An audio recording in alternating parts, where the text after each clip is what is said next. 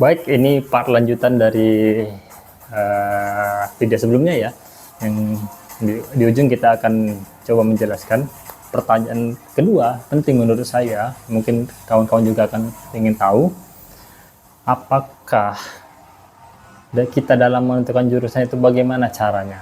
Sorry, saya ulangin.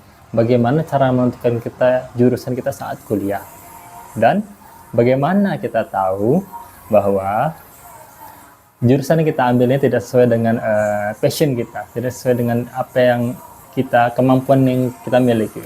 Nah, baik, langsung saja. Pertanyaan pertama, bagaimana sih kita menentukan jurusan yang kita pilih untuk kuliah? Nah, di sini teman-teman coba perhatikan poin pentingnya.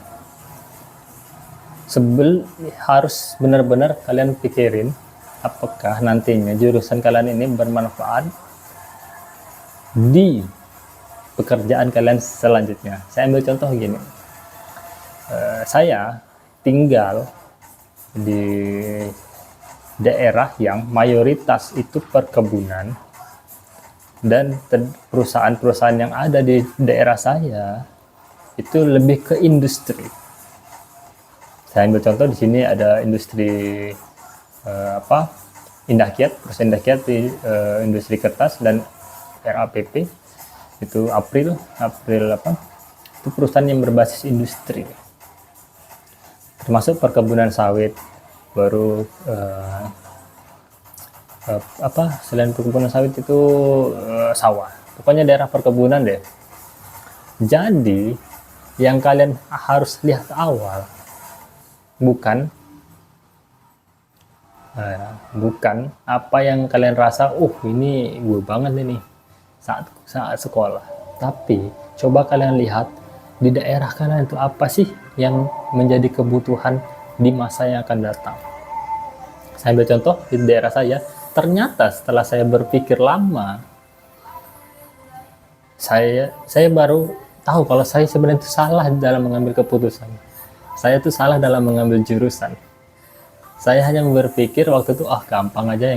Ternyata jangan, men. Coba kalian pikirkan untuk ke depannya. Saya ambil contoh, harusnya di daerah saya yang banyak industri perkebunan, kelapa sawit, baru perusahaan-perusahaan besar itu yang Indah Kiat, RAPP, harusnya secara psikologisnya, secara untuk dunia kerja ke depannya, saya harus bisa masuk di jurusan teknik industri kah, teknik sipil, teknik lingkungan, pokoknya di teknik. Karena jika saya kembali setelah masa belajar saya, tentunya akan lebih mudah dengan gelar yang kita dapat untuk masuk di perusahaan-perusahaan besar tersebut. Nah, itu teman-teman. Jadi dalam memilih yang pertama itu, coba kita lihat lingkungan sekitar. Apakah lingkungan sekitar itu di masa yang akan datang untuk saving kita tuh bekerjanya di mana gitu. Nah, lain lagi kalau menuruti passion kita bahkan terjebak ambigu yang luar biasa, karena kita apalagi masih untuk yang SMA ya, masih masa muda ya, saya mengalami sendiri dalam menentukan passion kita tuh kita kadang salah. Saya ambil contoh di SMA, saya tuh sangat pribadi yang gemar berorganisasi, gemar keluar main-main kemana-mana, suka jumpa dengan orang. Tapi setelah saat kuliah, pribadi kalian akan dibentuk dengan apa? Pertama dengan uang. Kenapa saya bilang uang? Saya pribadi kuliah mengandalkan dari beasiswa bulanan terbatas, sehingga pergaulan saya juga terbatas. Pokoknya terbatas deh, mau keluar tuh susah.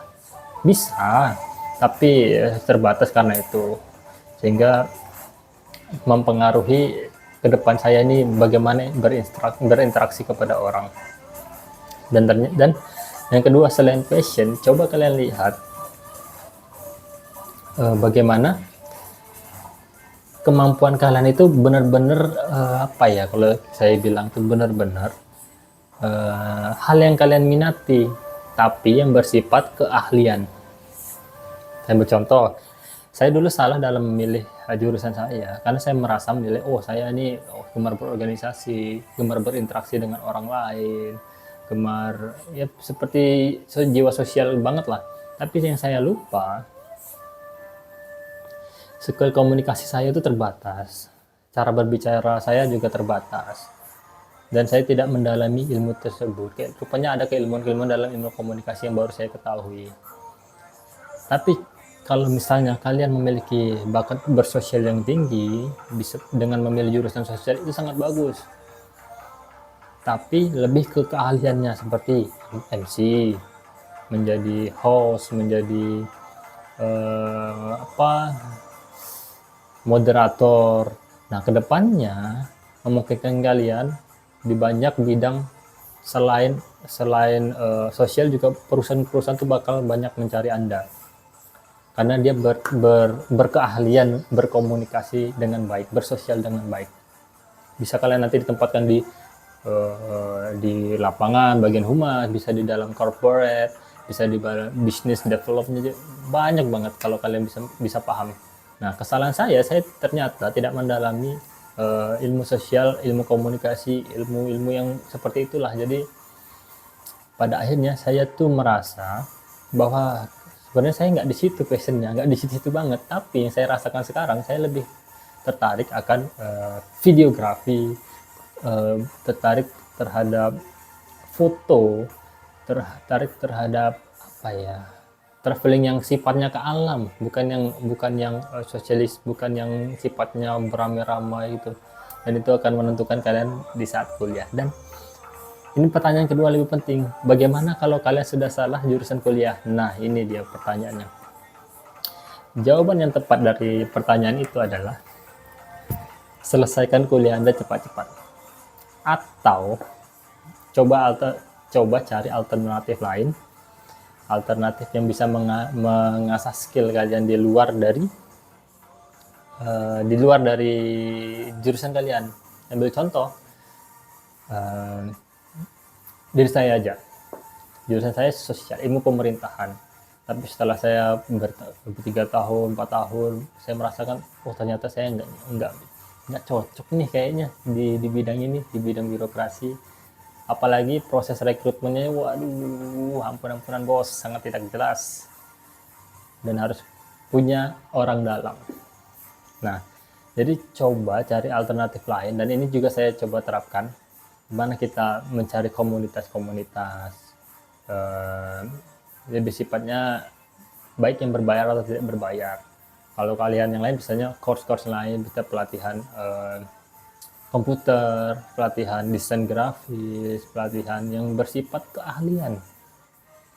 Makanya pemerintah kan gencar sekarang tuh untuk melakukan kartu prakerja, fungsinya untuk kita mendapatkan keahlian. Karena keahlian itu yang menentukan kita nanti pekerjaan kita, sifat kita di situ. Yang menjadi keahlian itu adalah menjadikan passion kita. Begitu kawan-kawan. Jadi untuk masalah jurusan ini sebenarnya kan tidak perlu pusingkan. Yang jelas dalam awal kalian harus bisa melihat kondisi sekitar kalian, kondisi lingkungan kalian bagaimana, dan kedepannya setelah kalian lulus, kalian bisa pulang ke rumah, pulang ke daerah kalian coba masuki, dan baru kalian menjadi profesional di daerah kalian, itu sangat bagus.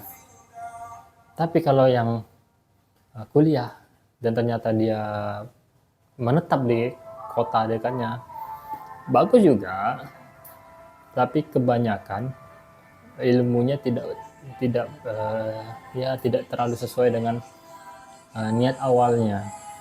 Seperti contohnya saya saja deh, saya jurusan ilmu sosial, ilmu pemerintahan, melamar lain-lain segala macam ke birokrasi itu sangat berat ya.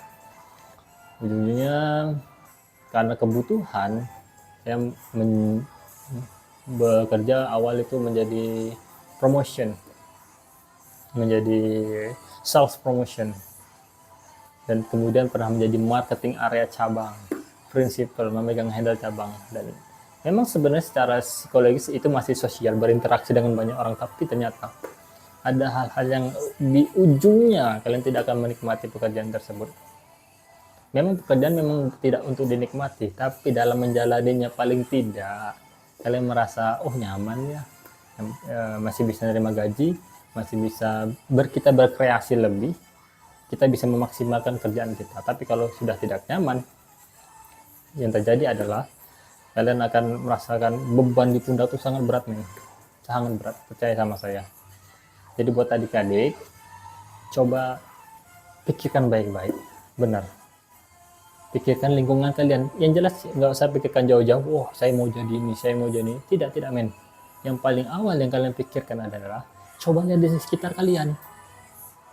Apa di sekitar kalian? Misalnya di tempat kalian banyak wisata, coba perhotelan, pariwisata, baru yang sifatnya jasa, supply chain, manajemen, itu mungkin bisa masuk. Tapi kalau tempat kalian industri, coba yang lebih ke teknik-tekniknya, lebih ke, memang tidak mungkin kan kita bisa 100% diterima di lingkungan kita, di perusahaan yang dekat dengan daerah kita, tapi minimal peluangnya itu dari 50% banding 50 bisa jadi 80 banding 20, 70 banding 30, memungkinkan kita lebih cepat masuk. Nah, oke, baik. Itu di nextnya saya akan membahas bagaimana, pertanyaan pentingnya, bagaimana menentukan pekerjaan kita itu nyaman dan cocok sesuai passion kita. Nah, ini sangat-sangat rumit kawan-kawan, sangat-sangat rumit. Nanti kalian akan saya jelaskan kenapa bisa melenceng 90% melenceng dari apa yang kalian bayangkan seperti ini, begitu. Tidak ada. Karena nanti berhubungan dengan, saya spill sedikit, berhubungan dengan kebutuhan. Paling utama kebutuhan, waktu dan usia, jenjang karir. Ini pertama kebutuhan, waktu atau usia, jenjang karir, keluarga. Bagi saya menurut ini kan mempengaruhi kalian dunia kerja, dan kita akan bahas di video selanjutnya. Bye.